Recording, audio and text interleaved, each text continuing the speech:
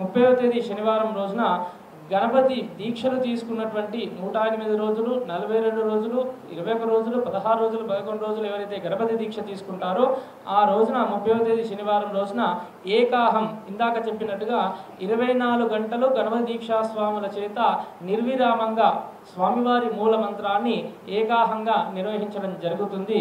ఆ రోజున విశ్వక్సేనారాధన కూడా విశేషంగా జరుగుతుంది. అంటే గణపతిని విష్ణుమూర్తి వలె స్వామివారిని అలంకరించి స్వామివారికి ప్రత్యేకంగా విష్ణుమూర్తి ఆరాధన గణపతికి చేయడం జరుగుతుంది. ఎందుకంటే శుక్లాం భరధరం విష్ణుం శశివర్ణం చతుర్భుజం అని మనం శ్లోకం చదువుకుంటూ ఉంటాం. అంటే గణపతిని విష్ణుమూర్తి వలె కూడా మనము విశ్వక్సేనుడిగా కూడా ఆరాధన క్రమం మనకు ఉంది కాబట్టి వైష్ణవ సాంప్రదాయంలో స్వామివారికి అర్చన ఆ రోజున విశేషంగా ఉంటుంది.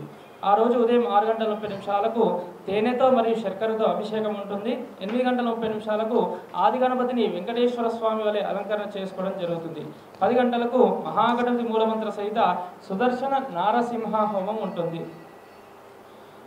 పగలు 12 గంటలకు శ్వేతార్క గణపతి స్వామి వారికి విశ్వక్సేనారాధన ప్రత్యేక పూజలు.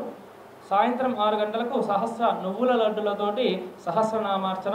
సాయంత్రం 7 గంటలకు బ్రహ్మశ్రీ అన్నాబజ్జల సోమశేఖర సిద్ధా శర్మ గారి చేత భారతీయ సనాతన ధర్మం జీవన విధానం అనే అంశం పైన ఉపన్యాస కార్యక్రమం ఉంటుంది. రాత్రి 7 గంటల 45 నిమిషాలకు రాజదర్బారు సేవ.